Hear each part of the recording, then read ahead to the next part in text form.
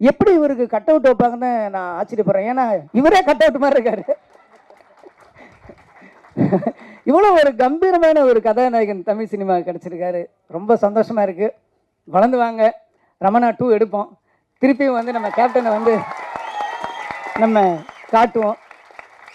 இந்த படம் ரொம்ப அற்புதமாக இருக்கு. யானை வச்சு பண்ணியிருக்காரு. யானையும் ஒரு சிங்கம் நடித்த மாதிரி தான் இருந்துச்சு எனக்கு பார்க்கும்போது. கள்ளழகர்லையும் கேப்டன் அவர்கள் வந்து யானையோட நடித்தார். அப்போ ஒரு இன்டர்வியூக்களும் நான் படித்த ஞாபகம் இருக்குது. நான் வந்து யானை வந்து அப்படியே ஒரு குழந்தை மாதிரி பிஹேவ் பண்ணுது, நானே ஒரு யானை வாங்கலான்னு இருக்கேன் அப்படின்னு ஏதோ ஒரு இன்டர்வியூவில் அவர் சொன்னது மாதிரி நான் படித்த ஞாபகம் இருக்குது. அவ்வளோ ஒரு அற்புதமானவர். இன்னும் சொல்லப்போனால் ரொம்ப கடினமான உழைப்பாளி.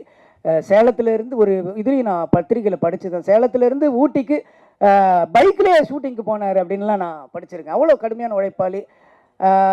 உழவன் மகன் படத்தில் வந்து ஏவிஎம் ஸ்டுடியோவில் 2 ஃப்ளோரில் வந்து ஒரு ஃப்ளோரில் வந்து ஃபைட் எடுத்துகிட்டு இருக்காங்க. ரிலீஸ் ஃபிக்ஸ் பண்ணியாச்சு. ஒரு ஃப்ளோரில் வந்து ஃபைட் எடுத்துகிட்டு இருக்காங்க. இன்னொரு ஃப்ளோரில் வந்து சாங் எடுத்துகிட்டு இருக்காங்க. ஸோ இங்கே ஒரு யூனிட் இங்கே ஒரு யூனிட் இருக்குது.